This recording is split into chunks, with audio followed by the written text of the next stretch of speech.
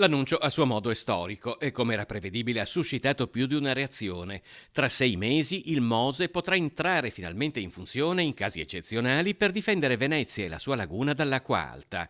Ma la dichiarazione del sindaco Luigi Brugnaro al termine di un vertice in prefettura con tra gli altri il commissario per il Mose Elisabetta Spitz e i rappresentanti del Consorzio Venezia Nuova non convince tutti. Mi sembra che ne siano dichiarazioni così, più che dichiarazioni ancorate alla realtà dei fatti, dichiarazioni legate alla speranza del sindaco. Non tanto tempo fa hanno dichiarato che tutto sarebbe finito il 31 dicembre del 2021.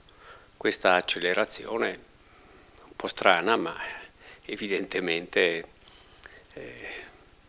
potrebbe anche essere così, forse però è più una speranza che una realtà. Professore emerito di idraulica all'Università di Padova e autore tra l'altro di diverse pubblicazioni sulla laguna, Luigi Dal Paus rappresenta nel suo campo un'indiscussa autorità che segue con attenzione l'evolversi del Mose. A me sembra che le prove che hanno fatto su queste paratoie, anche l'ultima tanto propagandata ed esaltata proprio dal sindaco Brugnaro, non dicano dal punto di vista ingegneristico niente, perché una chiusura delle barriere in assenza di dislivelli di marea e soprattutto in assenza di moto ondoso, come invece nella realtà si verificherà, è una prova di scarso significato ingegneristico.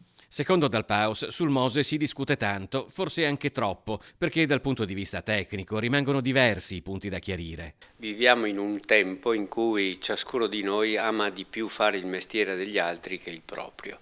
Forse un ritorno al proprio mestiere fatto bene sarebbe auspicabile per tutti.